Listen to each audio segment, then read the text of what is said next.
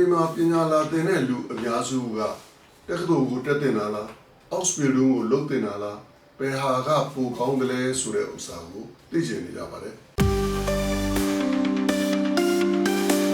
မင်္ဂလာပါဂျာမနီမှာပညာလာသင်တဲ့လူအများစုကသိချင်တာတက္ကသိုလ်ကိုတက်တင်လာလားအောက်စပီဒုံကိုလုပ်တင်လာလားဘယ်ဟာကပိုကောင်းတယ်လဲဆိုတဲ့ဥစ္စာကိုသိချင်နေကြပါတယ်အဖြေကတော့တင့်ရဲ့ရည်မှန်းချက်ပေါ်မှာမူတည်နေတာပါကြိုက်တာကိုရွေးလို့ရပါတယ်ဂျာမနီမှာတက္ကသိုလ်ကိုရွေးချယ်တာက Bachelor, Master, PhD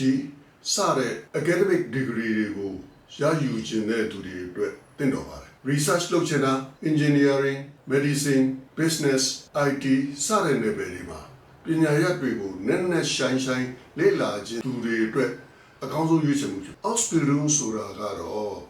အသက်မွေးဝမ်းပညာကိုလက်တွေ့အလုံးနဲ့ပေါင်းစပ်ပြီးသင်ပေးတဲ့စနစ်ဖြစ်ပါတယ်အဲ့ဒီအစီအစဉ်မှာ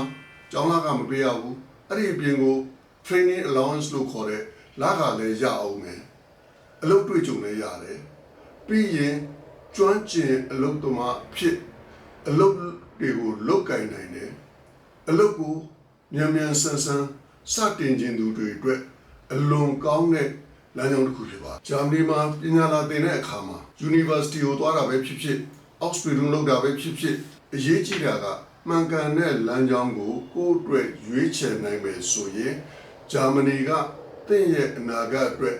အခွင့်အလမ်းကောင်းတွေကိုဖန်တီးပေးနိုင်ပါလိမ့်မယ်သင်ရဲ့ပညာရေးအဆင့်အသက်အင်္ဂလိပ်ဂျာမန်စကားအရေးချင်းပေါ်မူတည်ပြီးဘယ်လမ်းကြောင်းက